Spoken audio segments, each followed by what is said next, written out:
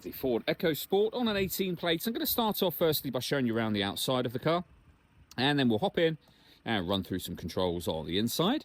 From the outside you can see it's a 5-door car with alloy wheels. We're going to start off inside the boot area of it. First of all, the back of the car, you can see we have reversing sensors, plenty of boot space as well, along with that 60/40 split folding rear seat should you wish to increase this space even further, and you can lift up this tray section for more space underneath that as well. Just going to work our way back around to the front of the car, and then we'll hop in, and as I mentioned, we'll run through some controls from there. Now that we've done a full circle of it though, you can see it's in lovely condition the whole way.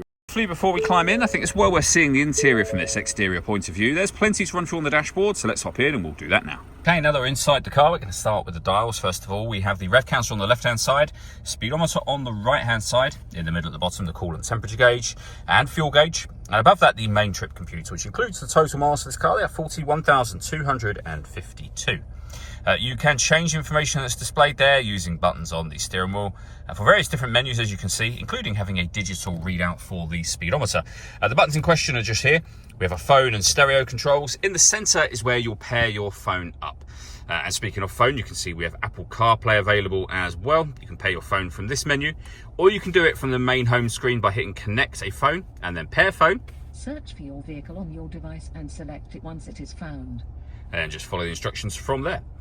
When it comes to our audio options in this car, we have got AM, FM and DAB radio, Bluetooth audio. This car's also got 2 separate USB inputs, which will appear here when you plug devices into them. And you may have noticed we've also got satellite navigation available as well. Main volume for the stereo is just there.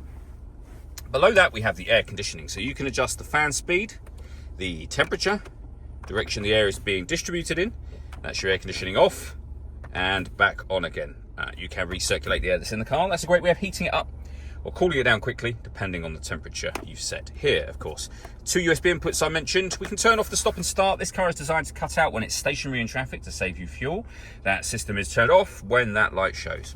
We have our traction control. You can turn on and off. A 12-volt charging socket down here as well, and then the 6-speed manual gearbox. All that leaves me to say is thank you for taking the time to watch this video. If you'd like to come and see the car for yourself and have a test drive, please feel free to give us a call here at Surrey Specialist Cars. We'd love to hear from you soon.